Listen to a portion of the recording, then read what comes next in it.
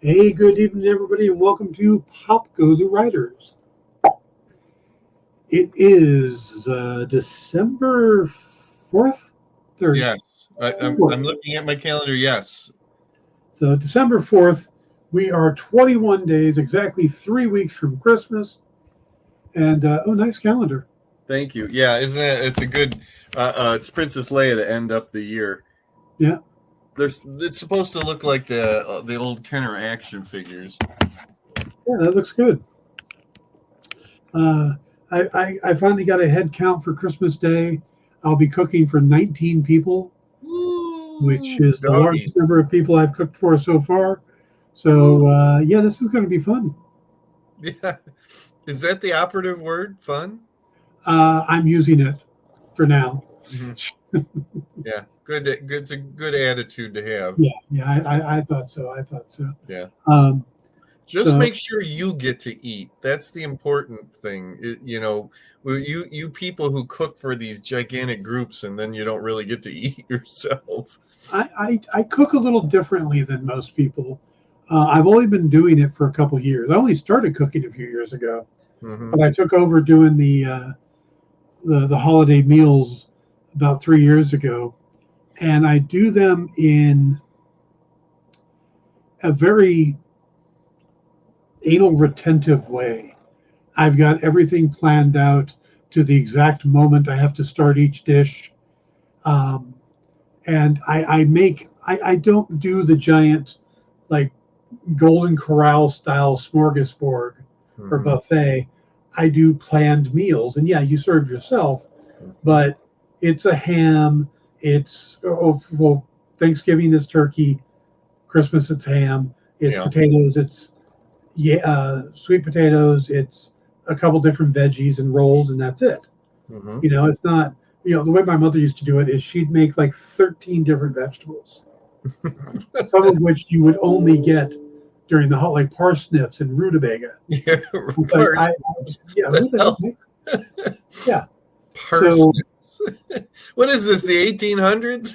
yeah. So she would make, well, she was born in England. Okay. So, Oh, okay. Well, all yeah. right. Parsnips. So, she would make these big buffets and I make Mhm. dinners.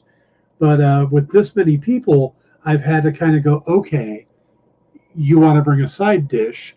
And the thing that always drives me crazy about those kind of things is people oh, can I bring something?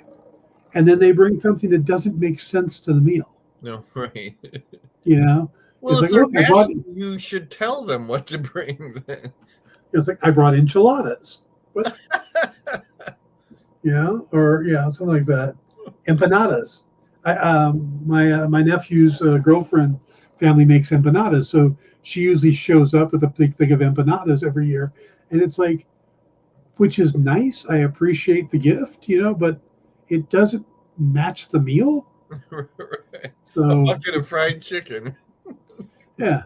So my niece said, "So what's the theme?" And I said, "Oh, I told her exactly what we're having, and her response was, "Oh, I'll bring mac and cheese." And my first reaction was like,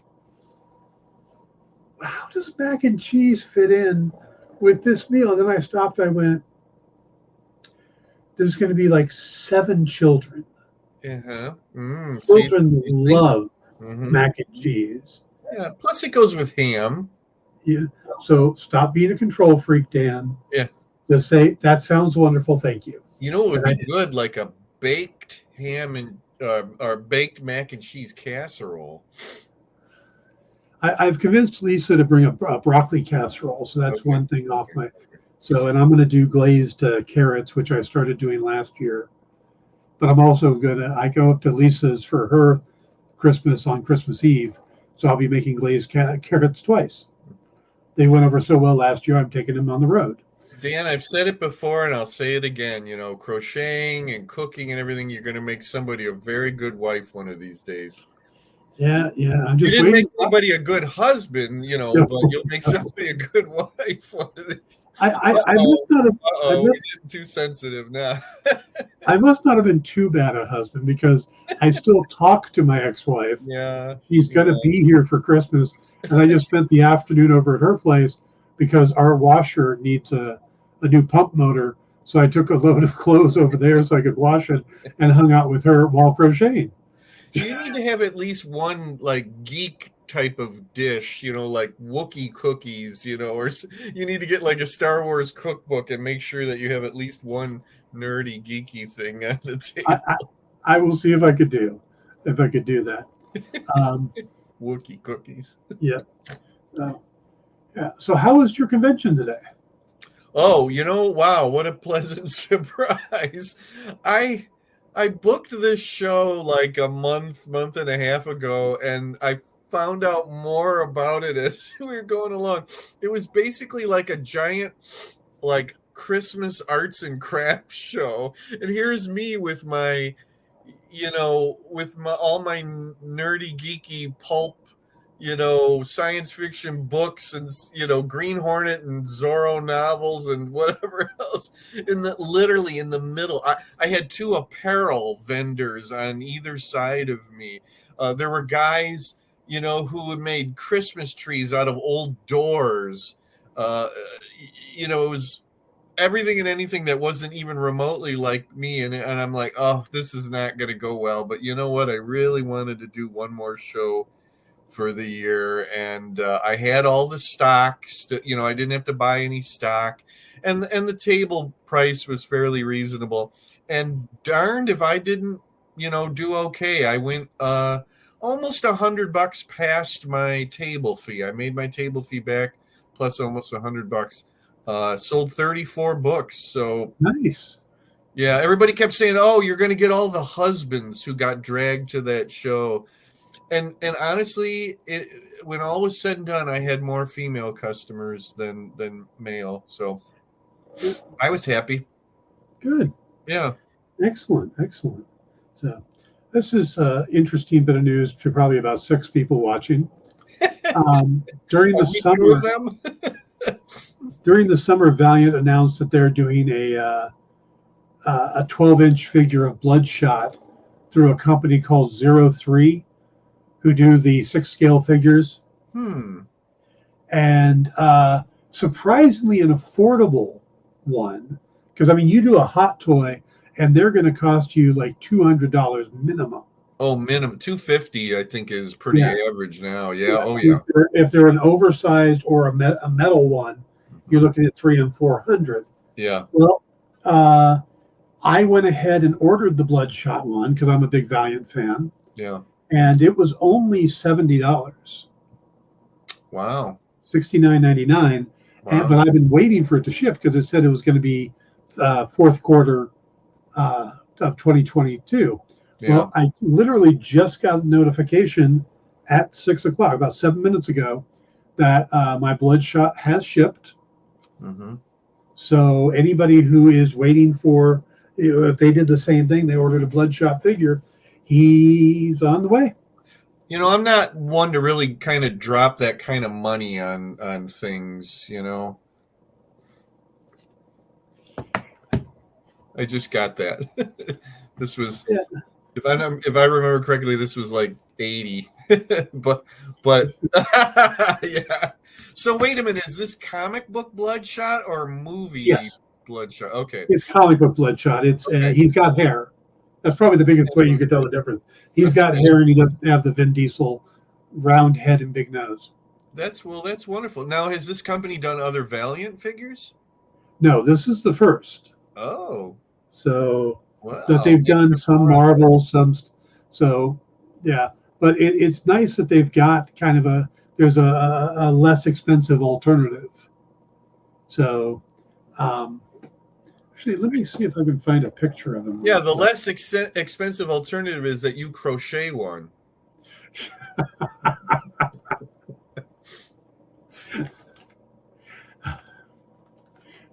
Crocheting is not my life now, but then again, maybe it is. So. I don't know. You bring it up to me every time we see each other.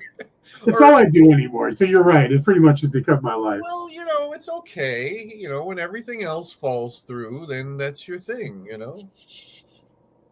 Yeah, there you go. You got to have your thing in life, right? Right. I haven't figured out mine yet. Yeah. Mine is having tables at arts and crafts shows. Let's see if I can do this real quick. Present. Share screen.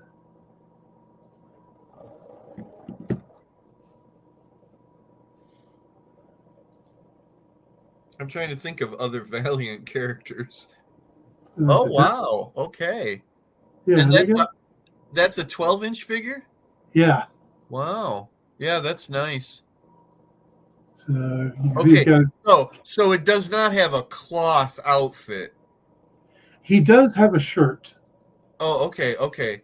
But I'm just trying to find like an image. Hot Toys, you get a full cloth outfit, so that's going to add a lot more, to the price. But There it that's oh, cool.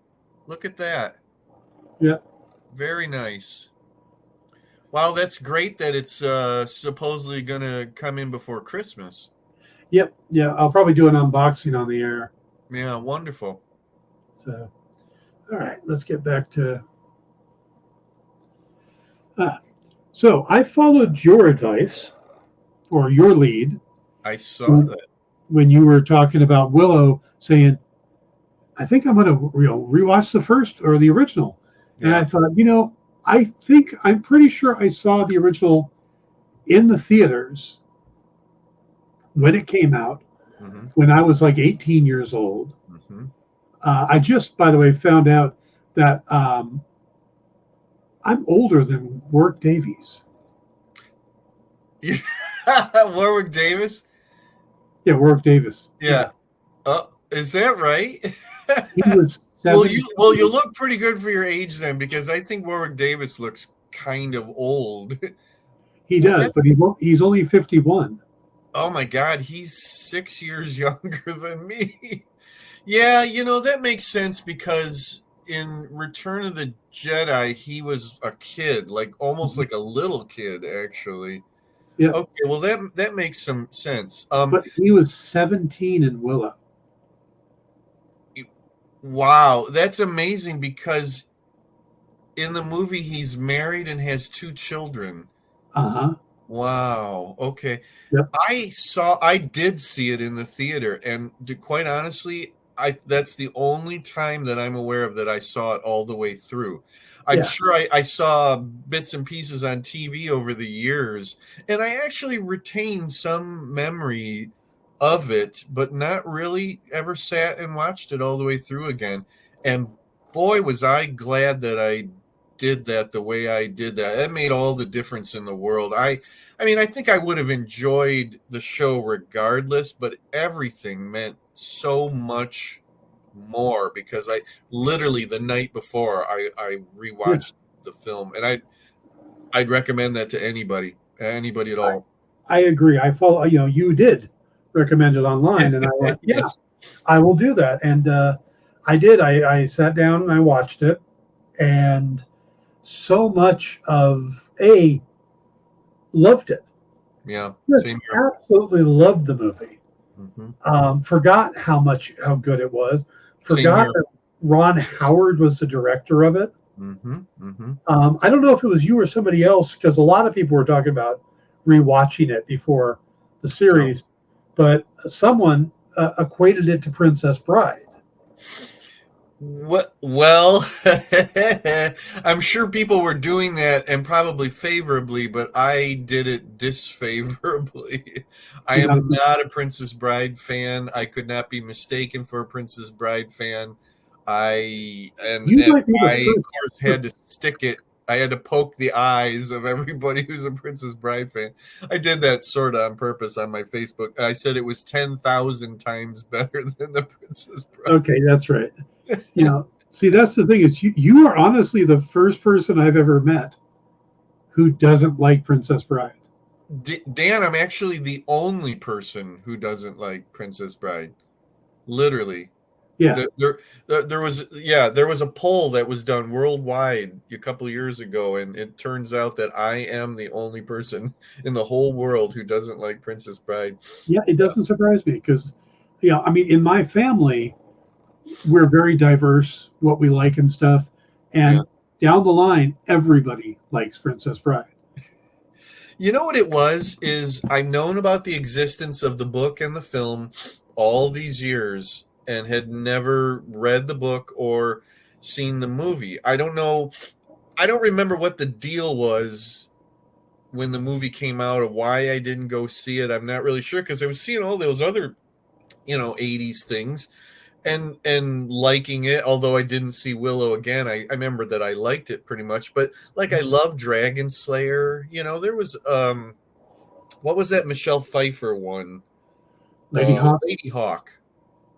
It was okay and everything, but finally I said, "Oh, I'll watch Princess Bride." I don't remember. I think it was like on TCM or something like that, and and I think that was a little bit part of the problem is because I had these expectations that everybody went on and on and on about how wonderful and great it was. I tried to open my mind as far as it could go to watch it, but I walked away and I literally cannot see what people are talking about. I don't like any of the characters. I don't think it's funny at all. And it's looks kind of cheap, very cheaply made too. That's what I loved about Willow is it still looks so good today, and like the special effects are still good. It's from 1988, if I'm not mistaken. But yeah, Princess Bride, nope, Wow. can't figure it out. Wow. I know. I didn't even know about the movie until I had bought a condo in Anaheim, and Lisa came to visit and said, "I'm going to bring some movies." I went, "Great," and she brought Princess Bride, and I didn't know about this. Was 1998, so well after it had come out. Yeah. And she put it on, and I just absolutely loved the movie. And just so I'm stunned. But so for me, it was a favorable comparison. But I still think Princess Bride's the better movie. But to me, it's in the conversation. I just told my son that I'm going to talk about it. My son nearly disowned me because of Princess Bride. We almost came to blows about that when we were talking about movies. And I told him how, and he was just like, "What? Come on, man." He was born in 88. I don't know. Well, Princess Bride is like 80. It's right around there. Yeah, I mean, I don't remember the exact date. I could look it up. But It's late 80s. Yeah. I just think there's a lot of similarities in tone and theme. The fact they're directed by ex-sitcom stars. Right. Wait, who is Princess Bride directed by? Rob Reiner. Oh, that's right. That's why I hate that movie. That's why. That explains everything. You don't like Rob Reiner movies? I don't like Rob Reiner for that. Does that mean you don't like When Harry Met Sally either? I have never seen When Harry Met Sally. It doesn't have any like lasers or spaceships or dragons or anything in it, so that's true. It doesn't. My son wants to know in what context we were talking about it. I'm going to say, when we almost came to blows over the Princess Bride. Yeah, you can tell in comparison to Willow.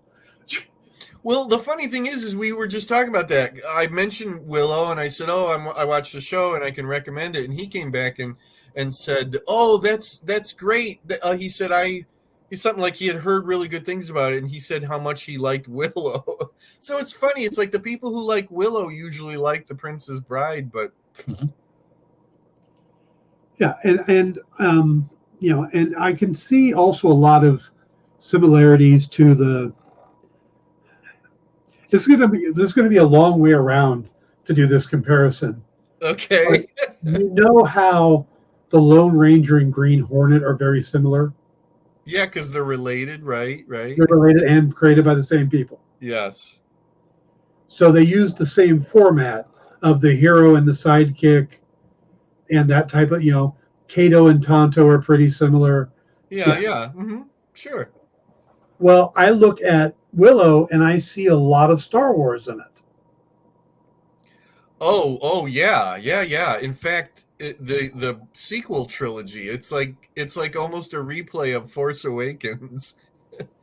The one Easter egg video that I watched by Screen Crush, he had a huge, big comparison between the two, and I was like, my jaw was dropping open, like, oh yeah, it is like that. Yeah. Now, I loved the movie. I liked the series, but I've got issues with the series. Oh, okay. Well, it all falls apart. I thought you really liked the series. Um, I liked it better in the second episode than the first. Okay, that's fair. Sure. It felt very predictable. It's Okay. like Yeah. it Not seemed pretty necessarily obvious. arguing with that. It seemed pretty obvious who the princess was interested in. Yeah. Okay. I thought they would play that out a little longer, but nope, we got to that, which struck me as kind of odd for a Disney series. I guess I look at Willow and I think of a family or a kids thing. Yeah. Yeah. Yeah. Yeah. I guess that would be whoever you talk to. That's Yeah. I thought it was kind of minor overall, or at least they're playing it, fairly minor overall. It'd be interesting to see, what goes forward. I actually guessed wrong of who Allura Dannon was. Oh, okay. Up until closer to the end, and then I figured it.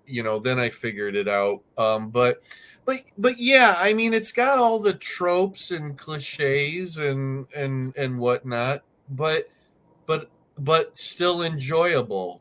For the most part, I liked everybody in it. It looks really good, and I love the scenery in it for one thing. I really appreciated the prince character that she was supposed to marry in the second episode. In the yeah, sure. Well, yeah. In the second episode, they started giving him a purpose. And Borman starts making more sense as well. Absolutely. So that was my. This is going to sound. I mean, we got a bunch of characters thrown at us pretty quick in the first episode, and then you said it just correctly, is that we get their purposes, a little bit more in the second episode.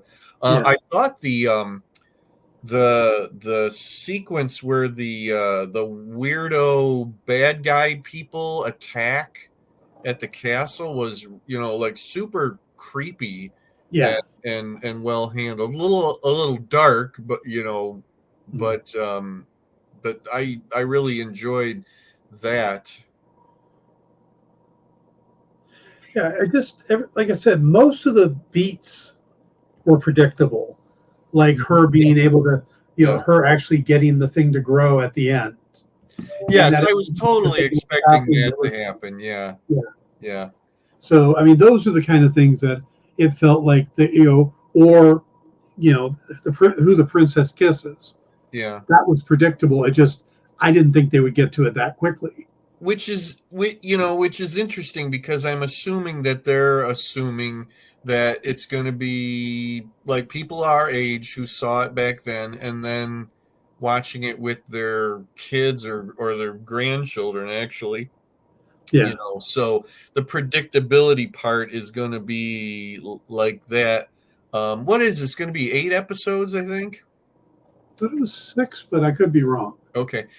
I got to tell you here's what surprised me. I did not expect Mad Mardigan to have that much of a presence in this. In fact, I literally I barely expected anything, and that they were literally just going to maybe mention him and just forget about the whole thing. and here he's actually this pretty big plot point. They were going to have Val Kilmer show up.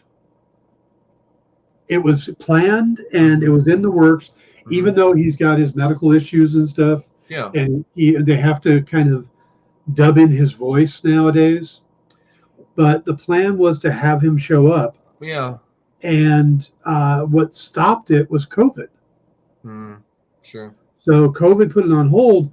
But I get the feeling from some of the interviews I've seen that that they're just going to kind of stretch it out a bit, and that if it gets a second season, then there's a chance we'll get him then.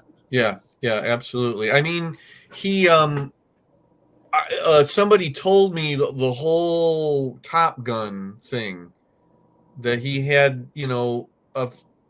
a good scene or two or whatever in the recent Top Gun movie. So he's able to do things if they do it in a certain way. So yeah, I mean, I hope that happens, but again, to have that much about him, there's a mystery involved with him. They're almost constantly talking about him. I give credit to the kid playing his son, because he really feels like he's the son of Mad Mardigan, and the princess to some extent too. But the boy really, I think he probably sat down and really watched all the Val Kilmer scenes, in that. So that was really fun, because it felt like that he was really the son of him. I'm so glad to see the actress who played Saoirse. If I'm not mistaken, there's 3 original actors in these 2 episodes. Warwick Davis, obviously, the lady who plays Saoirse, and Willow's friend is also from the first one too. Yes. Spoiler alert a little bit. It's kind of sad to not have Willow's wife, and we haven't gotten an explanation about that. Yeah. Do you know who was the standout actor in this thing to me? It was Warwick Davis's daughter. Oh, Annabelle Davis? Yes. She was really good. Yeah, I really hope she's in it some more. But boy, oh boy, she's got some chops. I'm going to go on record as saying she might even be better than her dad as far as being an actor. I saw it's kind of an interesting article, is that Warwick and his daughter are in it. His real life wife is an actress and plays just one of the villagers, and was one of the villagers in the original movie. I think that's how they met. Oh, okay. So, but it's a small role. But his son, who doesn't want to be isn't an actor, is his stunt double. He does all his stunts. Keeping it in the family. Yep. But what I thought was really interesting is what his son's name is. Okay. Harrison Davies. I love that. That's great. Yep. So yeah, all the whole family's involved with this. And you know what? And then that reminds me, that's the other thing, is not a single mention of Willow's son. Not in the first 2 episodes, but from what I've been reading, there is a mystery involving him as well. Okay. All right. So Say no more, Squire. Yeah. Also, but I thought it was interesting is Jonathan Kasdan, the gentleman who's doing this. Yeah. I believe he co-wrote the Top Gun script. Okay.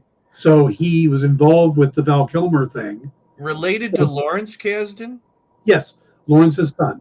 It's his son. Okay. As soon as I saw the name, I said, "Oh, well, if that's not Lawrence Kasdan's son, then there's something wrong with the world." Yeah.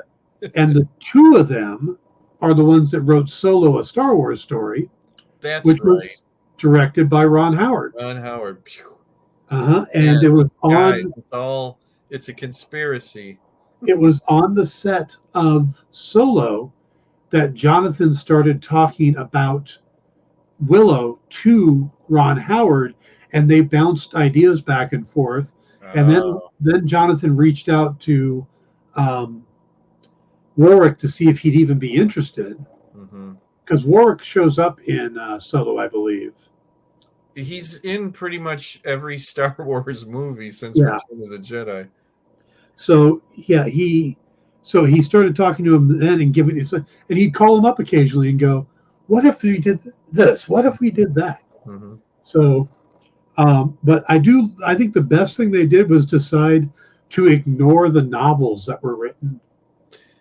Yeah, if that's the case, then yeah, there's no need to. It's just like the expanded universe of the Star Wars novels. I mean, that's good, and that filled in, that gave people more Willow back when those came out. Written by Chris Claremont of all people. Yeah, which Um, was probably a horrible choice.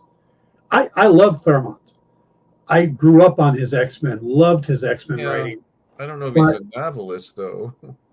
just not that. Not only that, but his style of writing doesn't fit the Willow universe, in my opinion. Yeah, it makes me wonder how he ever, how he got into that. They're credited to him and George Lucas. I assume George plotted them or gave him Yeah, the story or or whatever. I meant to look it up. I'm assuming that the woman who played the sorceress, the good sorceress in the movie, is not with us anymore because she was older then. yeah, I believe not. Okay, and that makes sense and they mention her, that she's no longer around. They also mention that the fairy creature thing that comes to Willow at one point in the movie, that character is gone, or I can't remember. Source just says they're gone or something. Do you happen to know if the woman who played her mother is still alive? I meant to look it up, but I don't know. I But saw she some was also, I yeah, saw some speculation that she could be the old crone that Willow mentions, that she's come back because she didn't necessarily die. It looked more like she got sucked into something else, some other dimension or whatever. let's take a look real quick. Let's see, she was Bev Morda, Yeah, Jean Marsh, Jean Marsh. Yeah. and I don't like how they've changed IMDb. Hmm. It's not as, oh my gosh, she was married to John Pertwee. Wow. Hmm. What was John Pertwee? John Pertwee was considered as one of the backup choices for Sean Connery in Last Indiana Crusade. Jones and the Crystal Skull. I just saw that it was either today or yesterday. I heard that, and there was another actor. There was two other actors, and Gregory Peck. who? Gregory Peck is the other one. Oh God, that's an odd choice, but yeah, Yep. I heard that the other day, or it might even been this morning. That's so funny. I think you read my page. Oh, maybe that is where that It was could my be. yeah my Friday Ford. The best Yeah, way. yeah, yeah, yeah, yeah, yeah, yeah. That's it. If I must admit it, yes. Jean Marsh is still alive. She's 88 years old. Uh, Um, yeah, I assume she's not. Then she's probably not in this. but yeah, she's 88 years old. So, but yeah, I Yeah. didn't know that she was married to. Wait, it doesn't list her children because I was Mhm. wondering if that meant Sean Pertwee is her daughter or is her son, but Her son. Yeah, yeah. it doesn't list him as her sibling, so he must have remarried. It's a small Doctor Who world. It is. It is. And speaking of small worlds, and Jonathan Kasdan and doing Solo and Ron Howard, uh, the character that plays Jax in Willow was in Solo as the head of the Yeah. Empress Nest. Yeah, right. And she's in Falcon and the Winter Soldier. Yeah. Yeah. Aaron Yeah, Pelican. I like her, although I'm gonna say she doesn't, other than that one thing, she doesn't have much of a purpose yet in this. She's a little superfluous, in my opinion, at this point in things. Yeah. And she hasn't. They haven't really had her do a whole lot in the way of that she's supposed to be training to be a knight. You know what I mean? Like her prowess. I mean, I'm hoping that obviously we're going to get some more out of her to really tell us why she's in this thing. Yeah.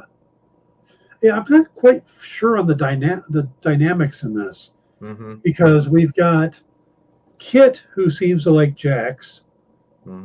Jax, who doesn't.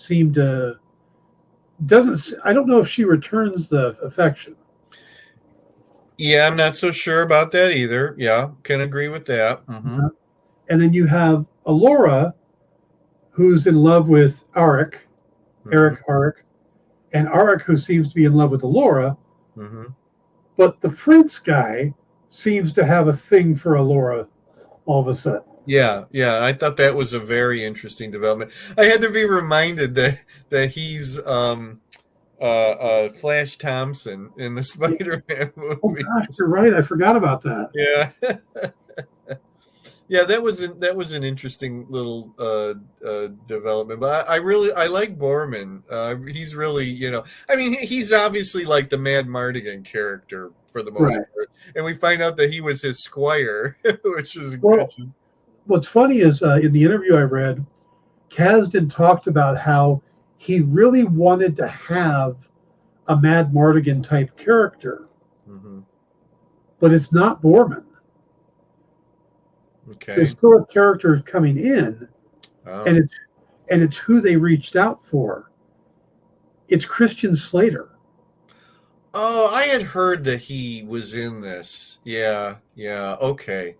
So in some ways, I've been trying not to look too much into what's coming. That I enjoyed it enough that I want to be, pleasantly surprised. Like, that's why I didn't really go whole hog into looking into the Val Kilmer thing.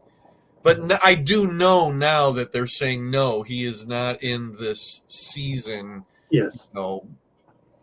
And I'm kind of glad I know that now, because I think I would have been a little disappointed if he wasn't right at the end, Yeah. And we know that they were trying to. Yeah, I mean, they could have just easily said he's dead. I mean, they very easily, but no. Go back to what I said. They made him his presence is over this whole thing. That, like, they can't stop talking about him. For the most part. The moment that Saoirse and Mad Mardigan's son's name was said, I got a big smile on my face. And that probably, if I hadn't rewatched the movie, that would have meant nothing to me at all. And it's like, of course he named them after that guy. Yeah, that's really cool. Yep. Like the only friend he has. Yeah. I don't. It makes me wonder where the name Kit came from. Like, that didn't seem to have any. Wasn't really from anything that we've seen. At all. The only thing that I'm missing are the brownies. That's on the way, from what I think. I saw a little flash of a scene from a trailer or a commercial or something, and they're in there. There's no way, and you know what? It's part of them. That's kind of part of the movie that I don't care overly much for, but there's no way that they're not going to have the brownies in this thing. No way no way whatsoever that they could get around that. But will they bring back the originals? Good question. I mean, because they're kind of big people. Rick Overton and Kevin Pollak have Mm-hmm. gone on to have big careers, and Mm-hmm. you know, and so would they come back, and would that accent be considered offensive now? Yeah, good point. Because it was almost a Maurice Chevalier style French accent. And, Good point. It's a fantasy world. What does it matter? The one thing that I wasn't sold on in the 2 episodes that we watched is all the young people are talking like it's 2022, 2023. You know, the mix of American and British accents is a little hard. And then, like I said, the kids are just like, yeah, man, what, and then everybody else is speaking more, fantasy British medieval proper, you know, and you get the kind of just laid back, lazy talk from the kids. But again, I liked everything else, so I just rolled with that. yeah. Would it be better if they all did mid-Atlantic accents? Yeah. I want the mid-Atlantic accent to come back, actually. Yes. Oh, yeah. I'd like to see an entire movie, made with everybody doing a mid-Atlantic accent. That's funny, Dan. That's really funny. You have to believe in the magic. I want everybody to have Boston accents, actually. Oh, there you go. Yeah, we'll get Chris Evans and Ben Affleck and yeah, it's so funny to watch an old movie that's made in made in the United States, and you get that accent that really people just don't really have anymore. And my wife was the first person that I think ever I heard that phrase from. She's like, "Oh, that mid-Atlantic accent that everybody had back then," and I'm like, "Mid-Atlantic? There's nothing in the." There's not. Oh, I get it. Yeah, all right, I get it. Yeah, I said, but yeah, you're right. It's just one of those things that's kind of, gone away. Well, that's how they got its name. Is that the studios wanted an accent somewhere between American and English, Right. So Mid-Atlantic. Yeah, I remember when she first said that. I'm like, it's from Greenland or Iceland. Okay.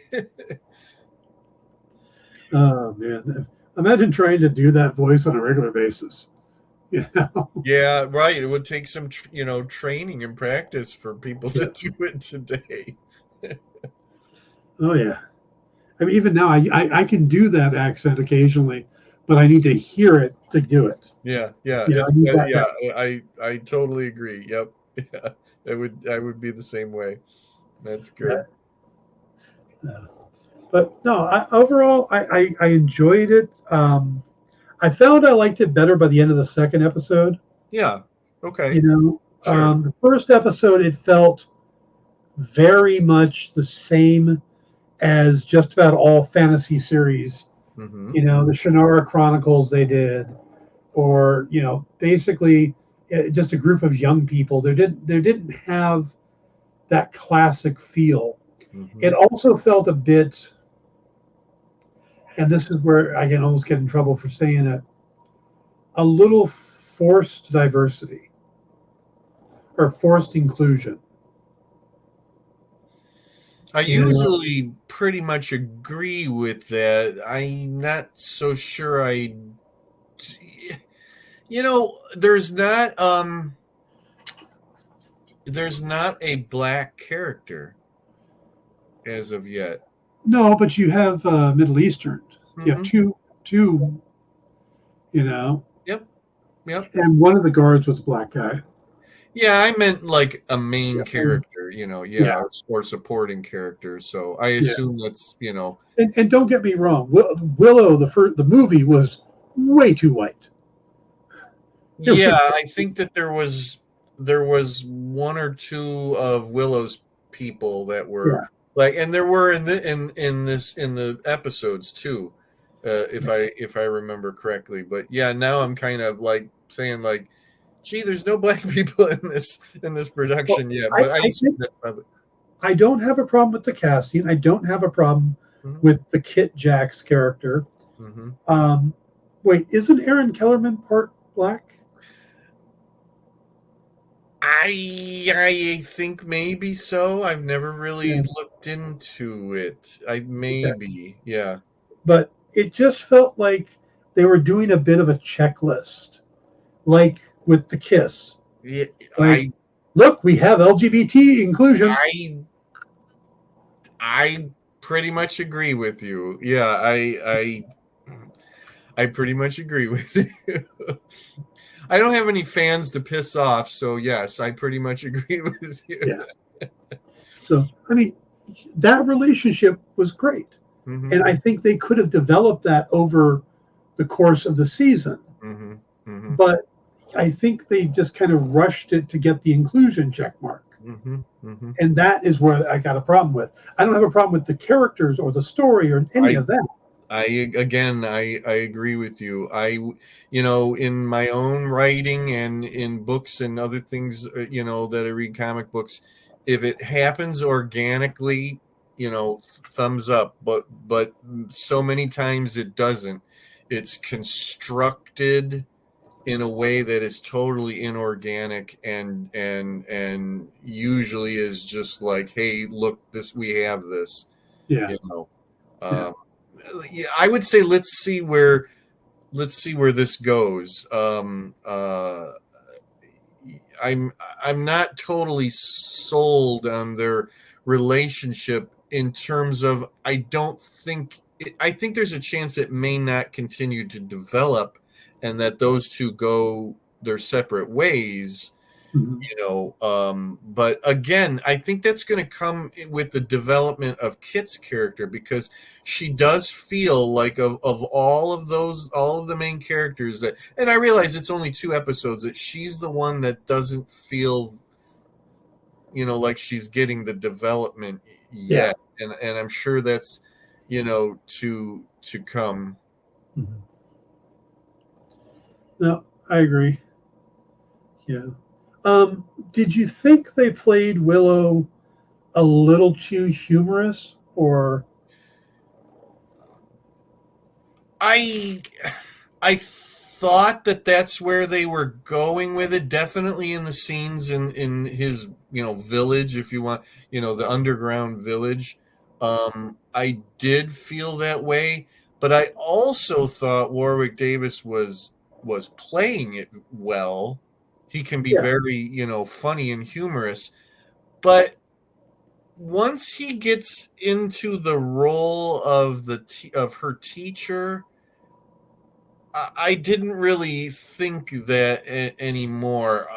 They're kind of walking a thin line because there was a goodly amount of humor in the movie, yeah, but nowadays it's more expected that there'll be some really funny lines or whatever. So I think they have to be careful that this doesn't come off like well, let's say The Princess Bride.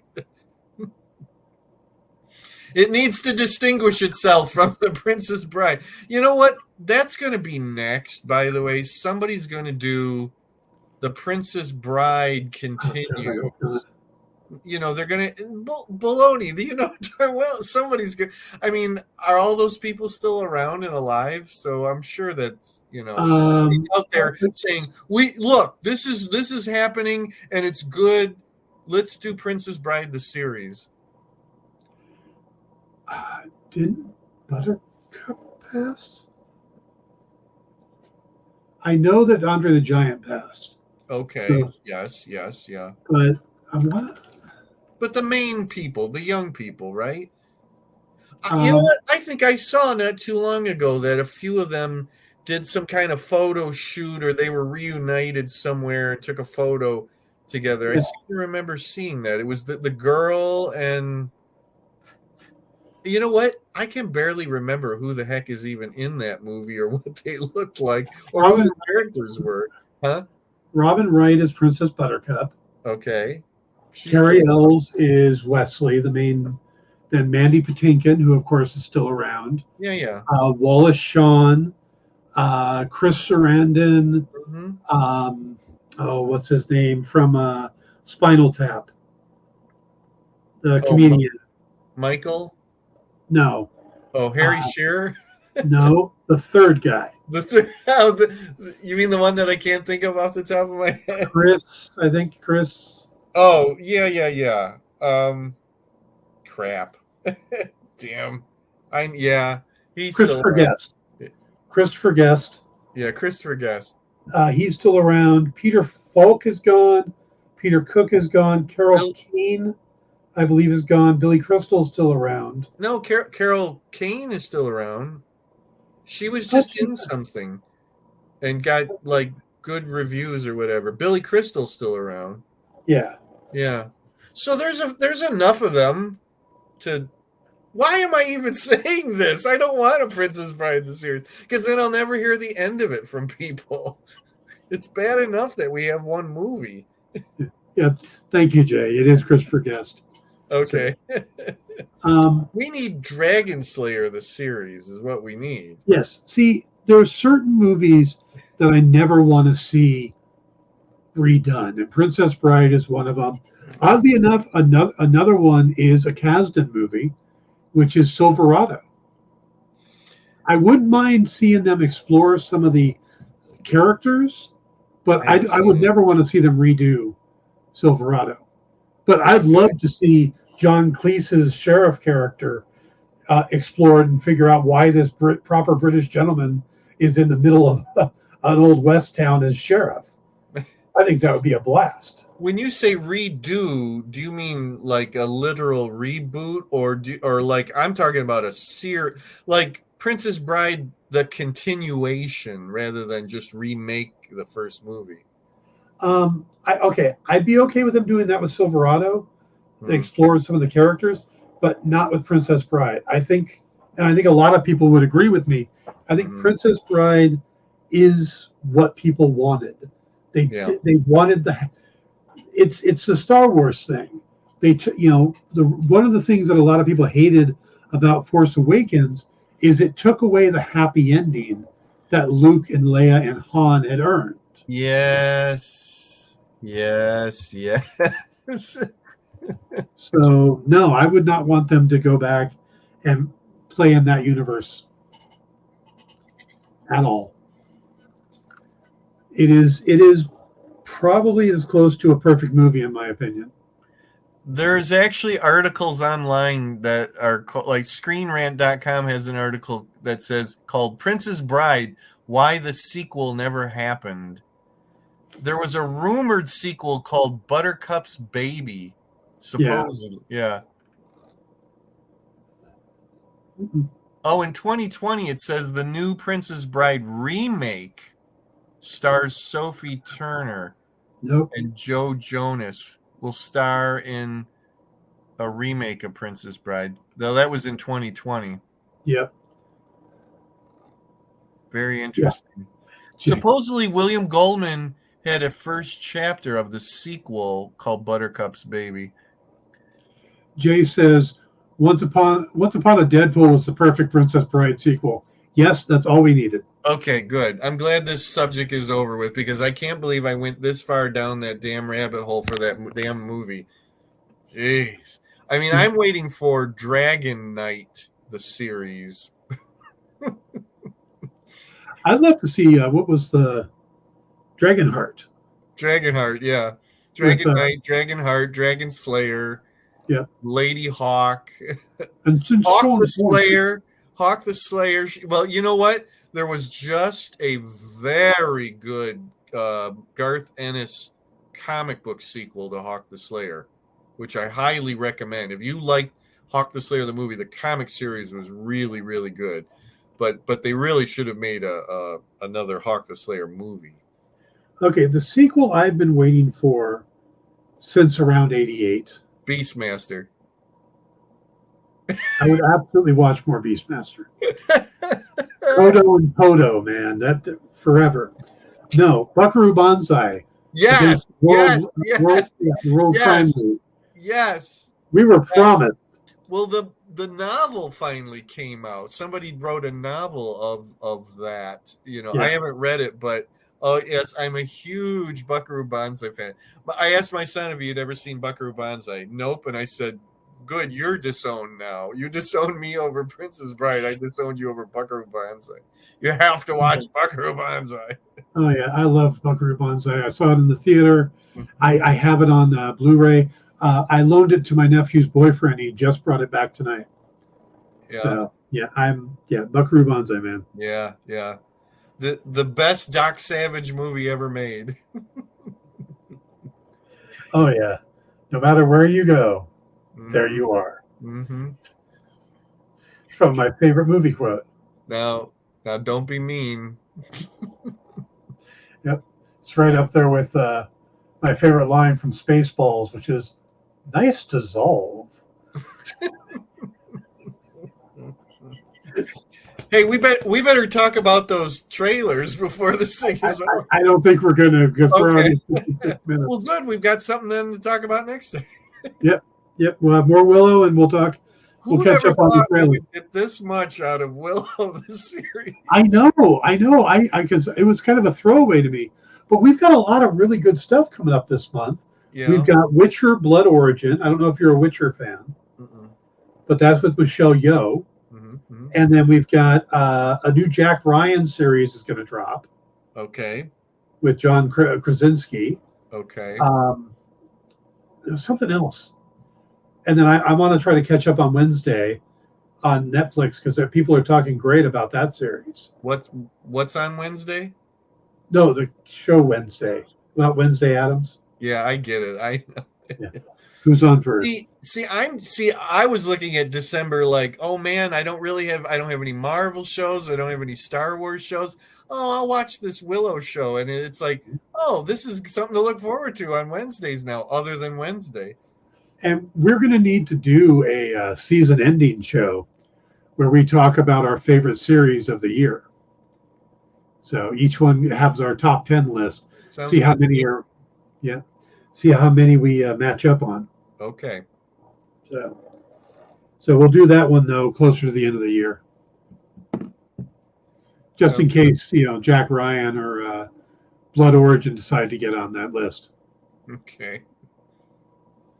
So, all right, let's go ahead and wrap it up there. If you besides showing here, we're also showing on the Experience on. Is it Wednesdays now? We've got a weekday spot, and our numbers are going up over there. Oh. Yeah, we're getting some good viewers over there as well now. So it's a replay of our show here, but that's why my book sales went up. Well, there you go. That's right. They haven't, but there's always hope. But that's you great. 34 books for the craft show. Right. I know we're going to turn this into a crocheting show. You're going to just do crocheting, and I'm out. Nah, we'll teach you. I might be able to do macrame. There's a blast from the past, from the 70s. I'll show you how to make hats on a loom. It's really easy. Okay. All right. All right, guys. Thanks for tuning in. We will see you next week. And you can join me during the week on the Dan Wickline Show. Also, you've got another podcast you're on too, right? Yes, Comic Chaos with local Toledo radio celebrity Fred Lefevre.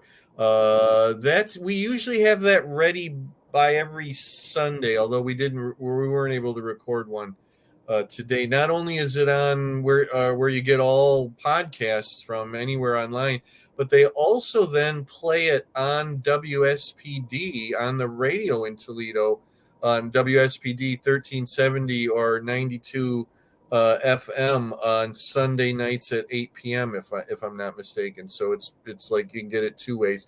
And although it has comic in the title, we rarely talk about comics anymore. It's a good thing it's called Chaos because it's like this show. It's just all over the map. Well, you really want chaos, you should invite me on one night. Oh, okay. All right. Well, the next time Fred says, let's talk to somebody about crocheting, I know exactly who to go to. Crocheting, cooking, and comics. That's pretty much my life. Yeah, crochet chaos is we're going to rename it. Yep. As long as it's got a C at the beginning of the word, I seem to know it. Okay. So, all right, everybody. Have a great week. We'll see you next time. And this is